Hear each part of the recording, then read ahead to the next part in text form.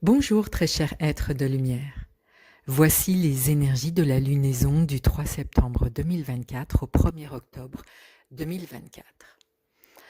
Il me semble que la lune est très joueuse lors de cette lunaison parce que ce qu'elle te propose, c'est de savoir comment et combien tu es égoïste.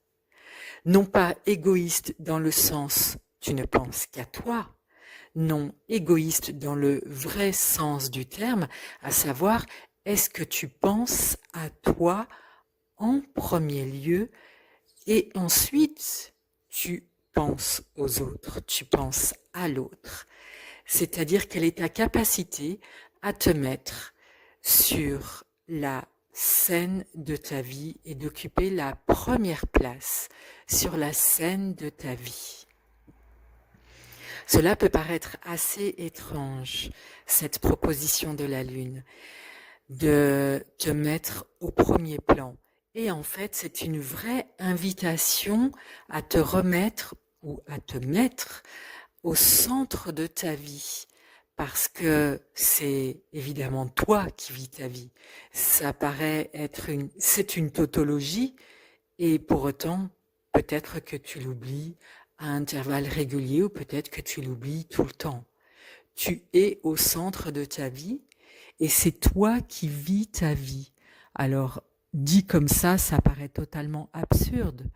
La Lune t'invite, lors de ces 28 jours, à en faire une expérience révélatrice dans le sens une expérience qui fait bouger les champs de ta conscience, qui ouvre ta conscience à cet endroit-là. Comment tu es égoïste, c'est-à-dire comment tu te places sur la première marche du podium dans ta vie à chaque instant. Et le comment veut dire est-ce que cela est simple? Est-ce que cela est compliqué? Est-ce que tu le fais? Est-ce que tu ne le fais pas?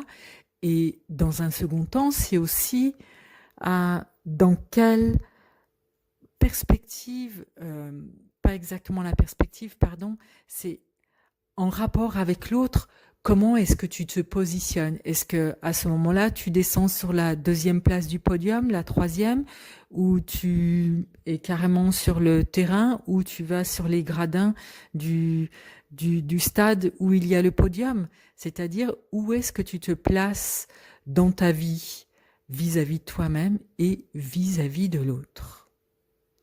Et donc, il va y avoir un certain nombre d'expériences pendant ces 28 jours, et cela a peut-être déjà commencé, où tu vas te rendre compte que peut-être tu es légèrement en décalage par rapport à ce podium, cette première place de la scène de ta vie. L'idée n'est pas d'agir en force et de te brusquer ou de te faire violence pour te mettre sur la première place du podium. Non, l'idée c'est simplement de prendre conscience comment c'est pour toi d'être égoïste ou de ne pas l'être, de prendre conscience que tu ne l'es pas. Et est-ce que c'est juste pour toi? Est-ce que ça n'est pas juste? Encore une fois, la Lune t'invite à plonger dans tes ressentis par rapport à des situations, non pas pour émettre un jugement de c'est bien, c'est pas bien, il ne faudrait pas, il faudrait, j'aurais dû, j'aurais pas dû. Ça, c'est déjà du mental. Non, la Lune t'invite à plonger dans tes ressentis. C'est vraiment le principe même de la Lune, hein, la face cachée de la Lune et la Lune qui représente l'inconscient, nos profondeurs, nos richesses enfouies. Eh bien, la Lune t'invite à prendre conscience de tes ressentis que tu omets, sur lesquels tu omets de t'arrêter quand ils viennent, parce que déjà ton mental se met en route.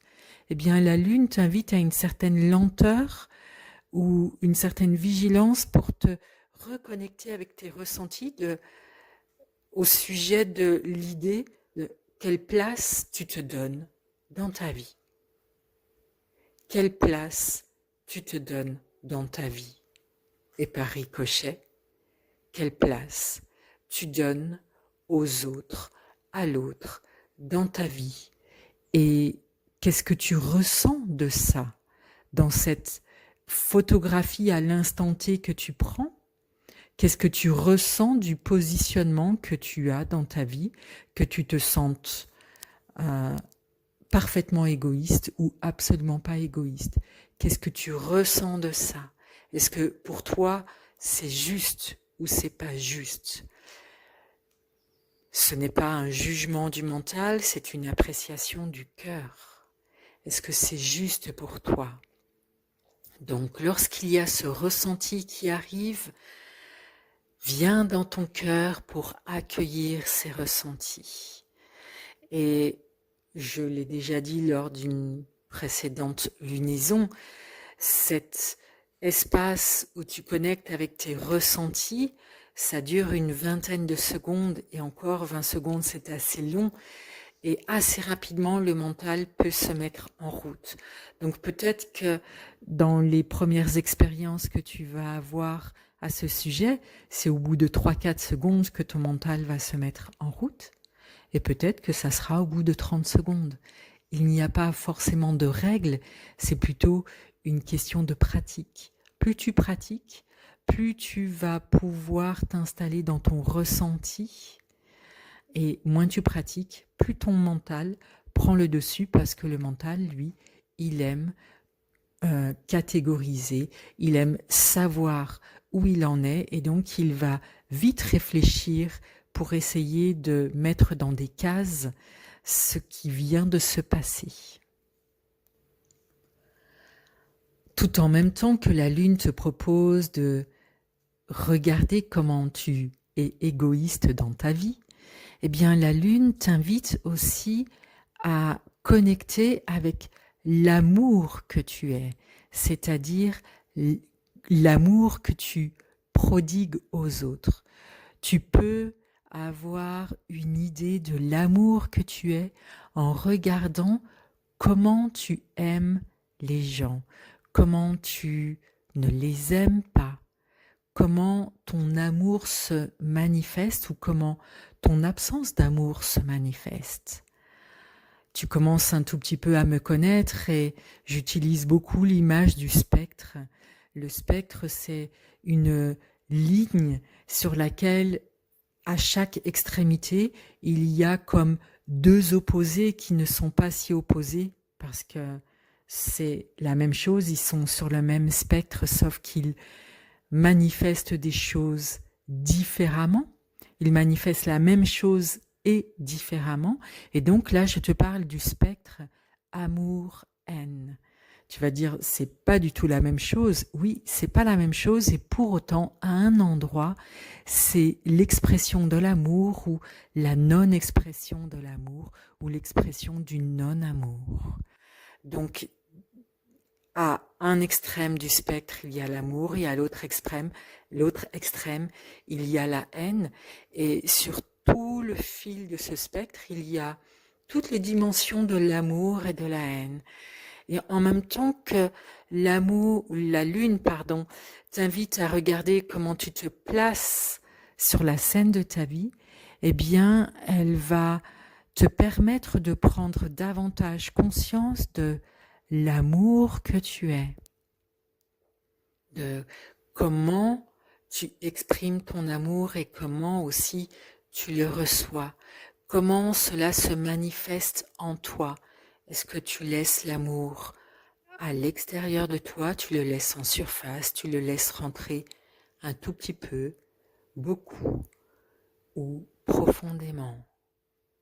Comment cette expérience d'amour te transforme ou ne te transforme pas? L'expérience d'amour, d'aimer ou d'être aimé. Voilà, c'est une période de 28 jours assez profonde en termes d'ouverture de conscience. Quelque part, c'est une ouverture qui concerne l'amour dans un sens très vaste, avec la première dimension qui est comment tu t'aimes et comment tu oses te placer au centre de ta vie, et quel est ce centre et comment tu habites ce centre, ou ou comment tu ne l'habites pas. Encore une fois, l'idée n'est pas de te juger, mais seulement de voir comment c'est pour toi ce que tu fais, comment tu te positionnes.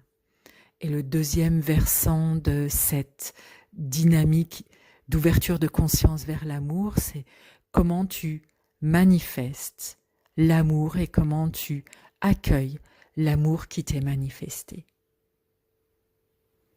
Quelles que soient tes pensées, tes croyances et tes ressentis, tu es aimé. Goodbye.